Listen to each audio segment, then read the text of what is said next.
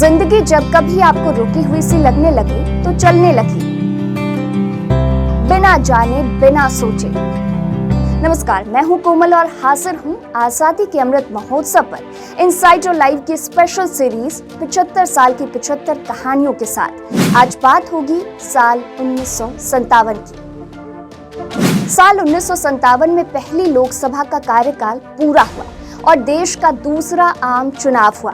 तत्कालीन प्रधानमंत्री पंडित जवाहरलाल नेहरू के नेतृत्व में कांग्रेस ने एक बार फिर प्रचंड बहुमत हासिल की। कांग्रेस ने कुल 494 सीटों में से 371 पर जीत दर्ज की। ये चुनाव कई मायनों में खास रहा। अटल बिहारी वाजपेयी इसी साल पहली बार चुनाव लड़े थे और संसद पहुंचे थे। पहली बार इसी साल वोट कैप्चरिंग की घटना भी घटी। साल 1952 के मुकाबले इस चुनाव की पूरी प्रक्रिया काफी कम समय तक चली। दूसरा आम चुनाव 1957 में 24 फरवरी से 9 जून तक यानी करीब 3.5 महीने तक चला। पहले आम चुनाव में सीटों की कुल संख्या 489 थी, जो दूसरे आम चुनाव में बढ़ाकर 494 कर दी गई थी। टोटल रजिस्टर्ड वोटर्स में 45.44% ने अपने मताधिकार का प्रयोग किया।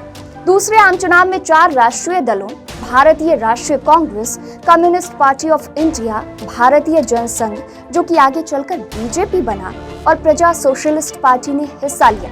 इसके अलावा 11 राज्य स्तरीय की पार्टियों ने देश के अलग अलग हिस्सों में अपने उम्मीदवार उतारे। इस बार भी बड़ी तादाद में निर्दलीय उम्मीदवार चुनाव मैदान में उतरे।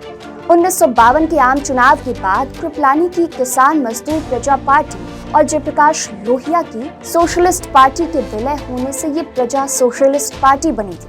हालांकि साल 1955 में पार्टी का विभाजन हो गया।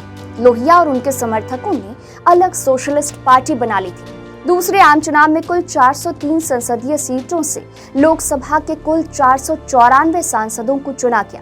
91 संसदीय क्षेत्र ऐसे थे जहां से 2 सांसद चुने गए, एक जनरल कैटेगरी के तो दूसरे SC/ST कैटेगरी के। 312 संसदीय क्षेत्र इकलौते सांसद वाले रहे। हालांकि इसी आम चुनाव के बाद एक संसदीय क्षेत्र से 2 प्रतिनिधियों के चुने जाने के प्रावधान को खत्म कर दिया गया। दूसरे आम चुनाव में पंडित जवाहरलाल नेहरू के नेतृत्व में कांग्रेस ने 494 में 371 यानी 3/4 से अधिक सीटों पर कब्जा किया और एक बार फिर नेहरू के नेतृत्व में केंद्र में सरकार बनी। कांग्रेस का प्रदर्शन पहले आम चुनाव से भी बेहतर रहा। 1952 के मुकाबले कांग्रेस की सीटों में 7 का इजाफा हुआ। पहले चुनाव में कांग्रेस का वोट शेयर जहां 45% रहा, तो वहीं 1957 में ये बढ़कर 47.8% हो गया। उसके मात्र 2 उम्मीदवार की जमानत जब्त हुई। कांग्रेस के बाद CPI यानी भारतीय कम्युनिस्ट पार्टी दूसरे स्थान पर रही, लेकिन दोनों पार्टियों के बीच का फासला काफी ज्यादा रहा। CPI काफी पीछे रही, जिसे 27 सीटों पर जीत मिली और उसका वोट शेयर 8.92% रहा। प्रजा सोशलिस्ट पार्टी 19 सीटों के साथ तीसरे स्थान पर रही और इनका वोट शेयर 10.41% रहा। भारतीय जनसंघ ने 4 सीटों पर जीत हासिल की और उसका वोट शेयर 5.97% रहा।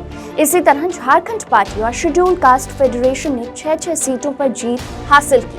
इस चुनाव में सिर्फ 45 महिला उम्मीदवार मैदान में थे, जिनमें से 22 ने जीत हासिल की। उत्तर भारत की 85.5% सीटों पर कांग्रेस ने जीत हासिल की, लेकिन इसी के बाद कांग्रेस का उत्तर भारत में धीरे धीरे जनाधार खिसकना शुरू हो गया। हालांकि इस चुनाव का दिलचस्प पहलू ये रहा कि साल 1952 की तरह ही इस चुनाव में भी किसी विपक्षी दल को इतनी सीटें नहीं मिली कि उसे सदन में आधिकारिक विपक्षी दल की मान्यता दी जा सकती। इस कारण सदन बिना नेता विरोध दल के रहा। 1952 के आम चुनाव में भी ऐसा ही हुआ था। दूसरा आम चुनाव इस लिहाज से भी महत्वपूर्ण रहा कि इस चुनाव में 3 ऐसे बड़े नेता जीते जो आगे चलकर देश की राजनीति के शीर्ष पर पहुंचे। ये नेता थे लाल बहादुर शास्त्री, मोरारजी देसाई और अटल बिहारी वाजपेयी। ये तीनों ही नेता आगे चलकर देश के प्रधानमंत्री बने। इस चुनाव में अटल बिहारी वाजपेयी ने यूपी की बलरामपुर सीट से जीत हासिल की। आगे चलकर वो न सिर्फ देश के प्रधानमंत्री बने, बल्कि पहले ऐसे गैर कांग्रेसी प्रधानमंत्री बने जिन्होंने सफलतापूर्वक कार्यकाल पूरा किया। 57 का आम चुनाव कई दिग्गज की हार का भी गवाह बना। दिग्गज नेता राम मनोहर लोहिया को इस चुनाव में कांग्रेस ने शिकस्त दी तो वीवी गिरी को एक निर्दलीय ने हराया।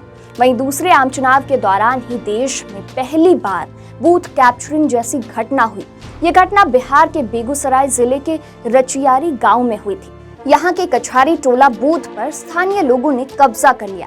इसके बाद तो अगले तमाम चुनावों तक बूथ कैप्चरिंग की घटना आम हो गई। 1957 में ही भारत में डेसिमल कॉइनेज सिस्टम आया। इसके तहत सिक्के ढलने लगे। भारत में सिक्के का आविष्कार देरी से हुआ। साल 1950 में पहला सिक्का ढाला गया था। भारत साल 1947 में आजाद तो हुआ, लेकिन ब्रिटिश सिक्के साल 1950 तक देश में चलन में थे। उसी समय भारत में सिक्कों का प्रचलन हुआ। 1 रुपया 16 आना या 64 पैसे का मिलकर बनता था और 1 आना मतलब 4 पैसा होता था। 1957 में भारत डेसिमल सिस्टम के तहत सिक्के ढलने लगे, लेकिन कुछ समय तक डेसिमल और नॉन डेसिमल सिक्कों दोनों का देश में चलन था। कुछ समय तक भारत में आना सिस्टम भी चला, जिसमें 1 आना, 2 आना, 1.5 आना के सिक्के चलते थे। आना सीरीज या प्री डेसिमल कॉइनेज के नाम से चर्चित इन सिक्कों में 1 आना, 2 आना, 1.5 आना के सिक्के चलन में थे। रुपए की सबसे छोटी वैल्यू का सिक्का आधा पैसा को 1947 में आधिकारिक तौर पर बंद कर दिया गया।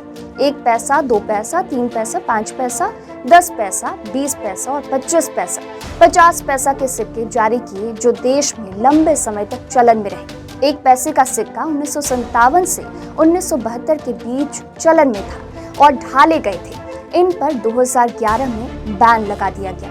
तो आज के एपिसोड में इतना ही। फिर मिलूंगी अगले एपिसोड के साथ, यानी साल 1958 की महत्वपूर्ण घटनाओं के साथ। देखते रहिए इनसाइडर लाइव।